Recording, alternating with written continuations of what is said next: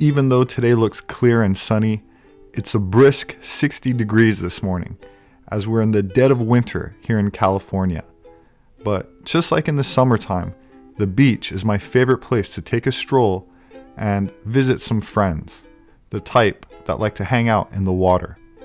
Of course, whenever I come here, I can't help but be reminded of one of my favorite myths from antiquity, the legend of Atlantis, which was an island kingdom that once allegedly thrived somewhere in the middle of the Atlantic Ocean, back during the Pleistocene, or Ice Age, around 15,000 years ago, when sea levels were 400 feet lower, and many of our modern islands were much larger, and presently submerged landmasses were above the water and possibly inhabited.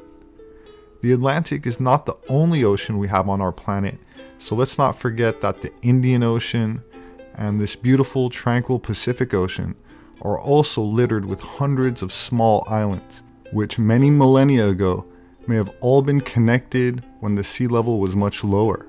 It is frustrating that modern academia fails to take this into account when proposing and mandating their theories for how the world was populated, insisting that hominins in Africa must have walked out tens or hundreds of thousands of years ago, charting their alleged path on a modern map, ignoring the fact that the Earth's topography has undergone numerous geological changes, from periodic pole shifts, ice ages, and other cataclysmic events which mankind seems to have forgotten as we slowly awaken from our collective amnesia.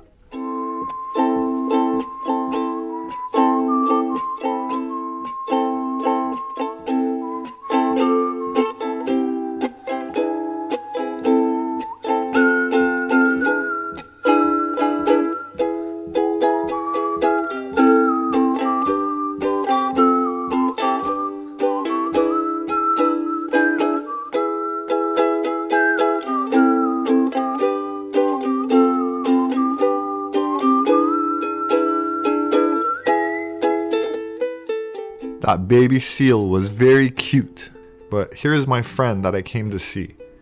If you're ever in Santa Monica, make sure to come all the way to the end of the pier, and if you're lucky, you just might get a glimpse at the dolphins, who usually come by early looking for some treats. While I don't ever feed them, the wild dolphins here still like to put on a show for the crowd, showing off their incredible intelligence and endlessly fun personalities. Dolphins are a majestic and diverse group of aquatic mammals, stunningly beautiful, with 40 species still in existence today. Their name originally comes down to us from the Greeks and is interpreted as womb, meaning a fish with a womb. But again, they're indeed mammals, not fish, and very highly intelligent. In fact, the neocortex of many dolphin species contain elongated spindle neurons that, until recently, around 2007, were known only in hominids. And what's even more interesting is that these neurons are found in the area of the dolphin brain that are very near to where they're found in human brains. What you're looking at is a fascinating experiment in which a one-way mirror is used to see if dolphins can recognize themselves. Researchers can see through it from the inside, but the dolphins are shown only their reflections. Now, dolphins don't behave like this, staying in one place and staring, if they simply meet another dolphin. So this behavior strongly suggests that they understand what they are seeing isn't another animal but themselves. This, like fin wiggling, for example, is something normally never seen, and it's a good example of what scientists call self-directed behavior. They also seem to like looking inside their mouth or parts of their body like their belly where they usually can't see. So this is very interesting. Self-awareness is seen by some to be a sign of highly developed abstract thinking. And this research suggests dolphins do possess self-awareness. Dolphins were very important to the ancient Minoans, judging by artistic evidence, and in Greek myths, they were often seen as helpers of humankind. In fact, many coins from ancient Greece have been found with depictions of a boy like Cupid or a god riding on the back of a dolphin, and they were generally considered good omens when they were spotted. In one myth about Poseidon, dolphin messengers were sent to bring him a nymph that he loved, who he later married. As a reward, he set the dolphin in the sky as a constellation. Later, the god Dionysus was attacked while at sea by a band of pirates, and instead of simply destroying the sea raiders, he transformed them into a pod of dolphins, charging them to rescue any distressed sailors in the ocean. And here we see a depiction of a pirate transforming into a dolphin on some Etruscan pottery from around 500 BC. Here, let's take a closer look. Now, we may have a lot more in common with these magnificent sea mammals than most people are willing to believe, especially when it comes to DNA. In a Sea Grant-funded project, researchers at Texas A&M University were comparing human chromosomes to those of dolphins, and were very surprised to find the degree of similarities that the two share. Seema Kumar of the Discovery Channel wrote an article covering these findings and said that they're closer to us than cows, horses, or pigs, despite the fact that they live in the water. David Busby of Texas A&M University adds that, and I quote, "The extent of the genetic similarity came as a real surprise to us. We started looking at these, and it became very obvious to us that every human chromosome had a corollary chromosome in the dolphin," Busby said. He continues, and I quote, "We found that the dolphin genome and the human genome basically are the same. It's just that there's a few chromosomal arrangements that have changed." End of quote. Geneticist Horst Hemeister said that, and I quote, "Dolphins are marine mammals that swim in the ocean, and it was astonishing to learn that we had more in common with the dolphin than with the land mammals." Biochemically, dolphins are still land mammals living in a marine environment. Dolphins are altruistic, compassionate, and incredibly social animals that should be respected and protected. Su Sang-sung, a Chinese oceanologist, is convinced that dolphins are descendants of aliens that came to Earth long ago to seek refuge.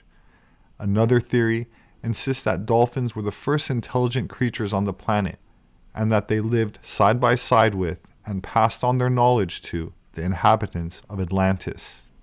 Before World War II, it was still acceptable to speculate about what ancient civilizations may have existed and how they came about. One forgotten example is Augustus Le Plongeon.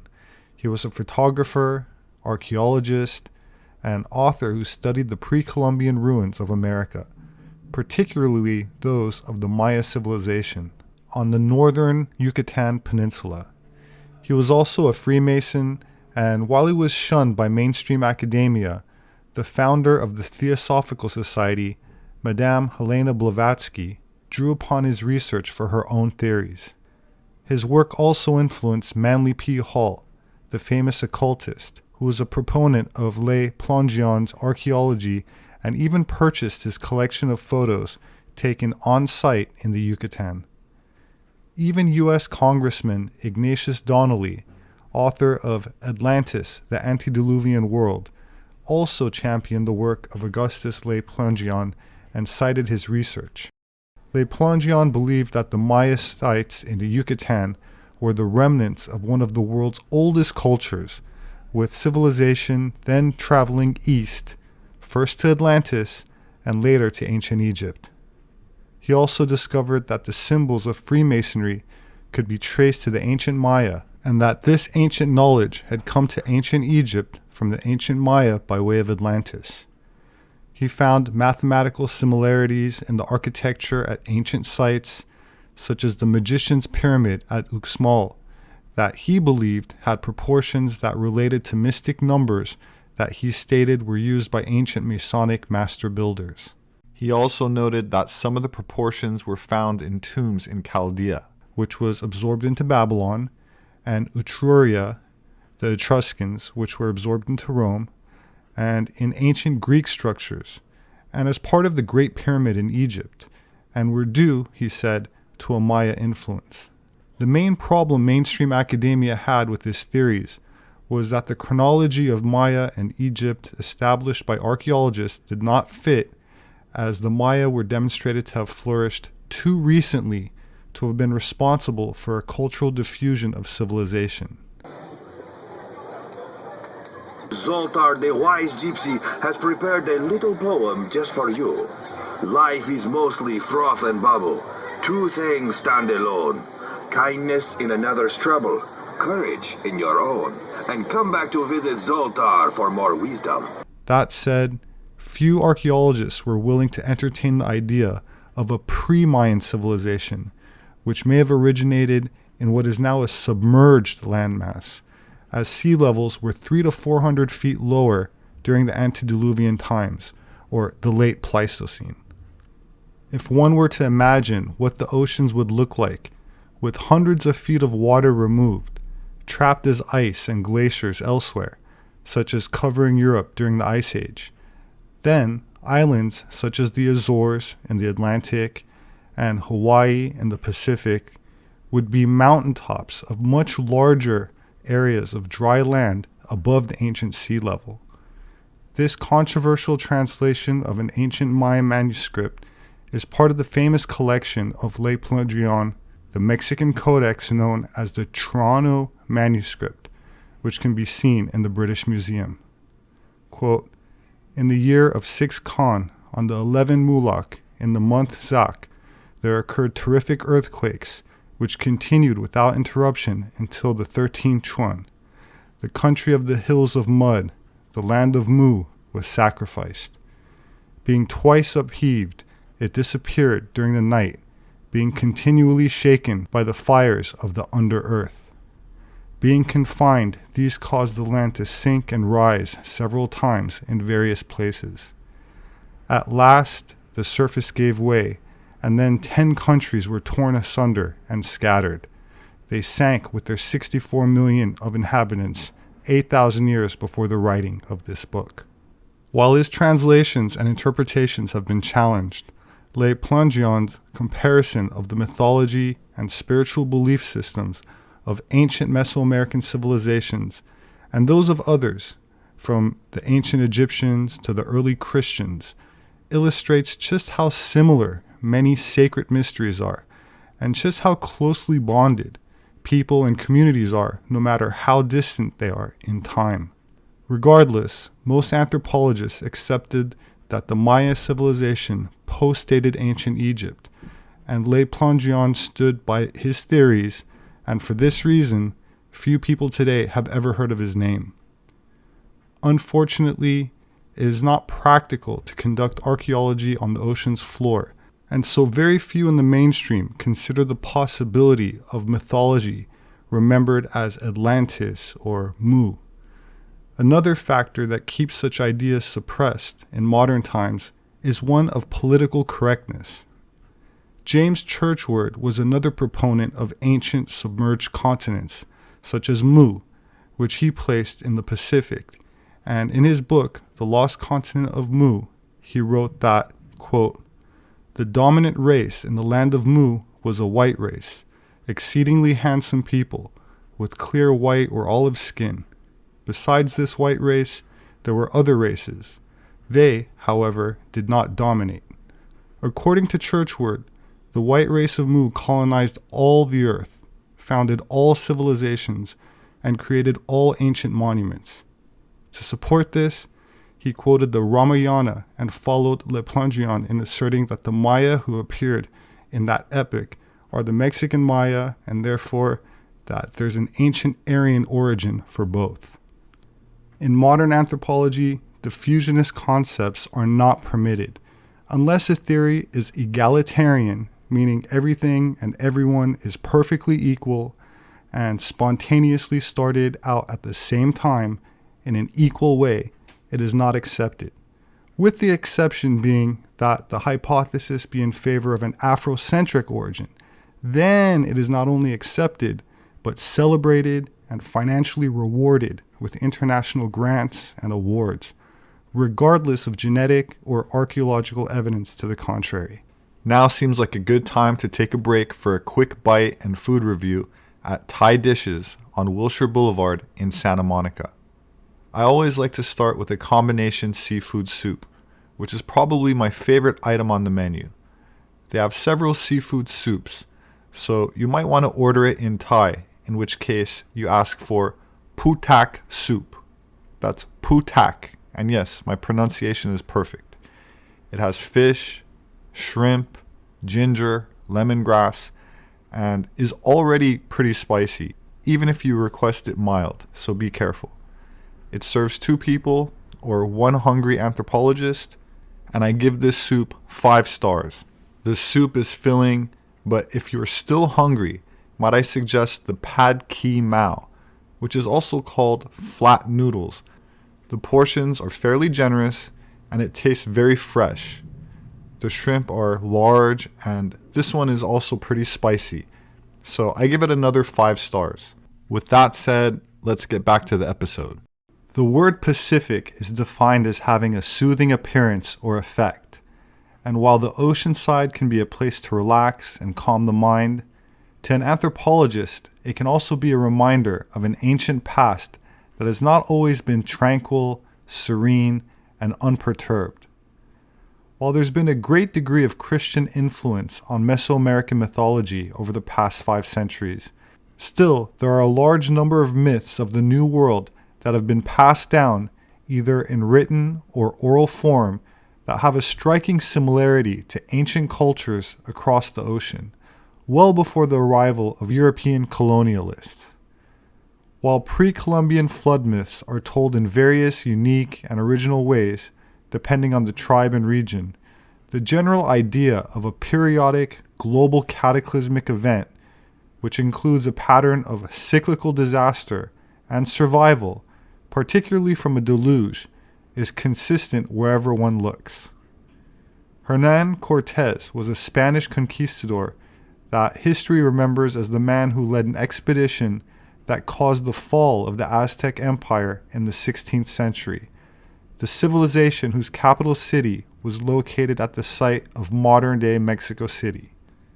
It was called Tenochtitlan, and when the Europeans arrived, boasted no less than 11 separate distinct languages, not just separate dialects, but totally different linguistic groups from people of different ethnicities, different cultures, different races.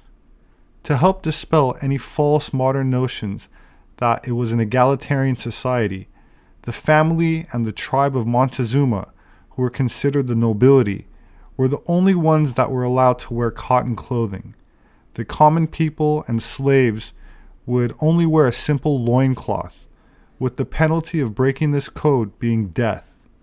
The same penalty came if someone from a subordinate class made direct eye contact with the Aztec leader, considered the physical manifestation of the sun god. I bring this up to point out that Mesoamerica was diverse and multicultural before the Europeans arrived, and the pre-Columbian New World was not a Marxist, communist utopia by any stretch of the imagination. One myth comes to mind that was shared among the Aztec and Totonac, an indigenous people of Mexico who maintained quarters in Teotihuacan, which is about 25 miles north of modern Mexico City, and were major producers of vanilla. They relate how a human couple survived a major flood or deluge by hiding in a hollow vessel and start to cook a fish when the water subsides. When the smoke reaches the heavens, the gods become angry and punish them by turning them into dogs or monkeys, depending on the version. The Talapanek and Waxtecs are also amongst some of the indigenous people native to Mexico around the time that the Spanish arrived, and one myth documented among both tribes was about an ancient deluge with the man and his dog as the sole survivors. But the man finds out that the dog takes the shape of a woman during the day when he's away. The man and the dog woman then repopulate the earth. Maya is a modern collective term for the people of a large region, including southern Mexico, Guatemala, Belize, El Salvador, and Honduras. The term was not used by the indigenous populations themselves, since there was never a common sense of identity or political unity among the distinct populations, societies, and ethnic groups, because they each had their own particular traditions, cultures, and historical identity. That said, a major myth which seems universal and is expressed in the Popol Vuh, a sacred text recounting the mythology and history of the Quiche people, one of the Maya peoples, who inhabit the Guatemalan highlands.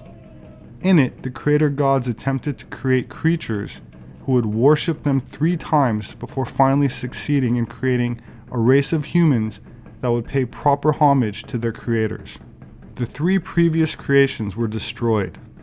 The 3rd race of humans carved from wood were destroyed by a flood and then mauled by wild animals.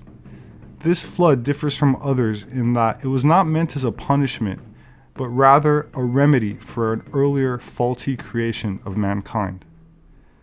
Other Maya flood myths recorded by conquistadors coming from the books of Chilambalam, named after the small Yucatan towns where they were originally kept, holds that the only survivors of the flood were the 4 deities who took their places as upholders of the 4 corners of the sky.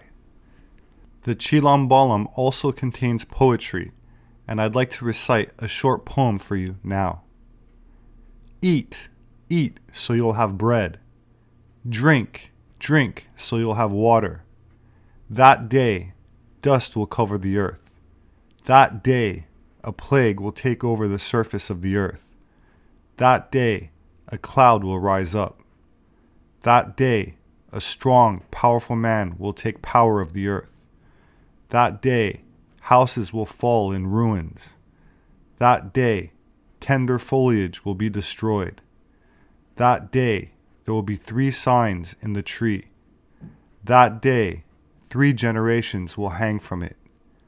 That day, we will rise the battle standard, and the men will disperse in the forest. Ignatius Donnelly, on page 99 of his book Atlantis, the Antediluvian World, cites the story of Coxcox, the Noah of the Mexican cataclysms, who saved himself and his wife Xochiquetzalcoatl on a raft.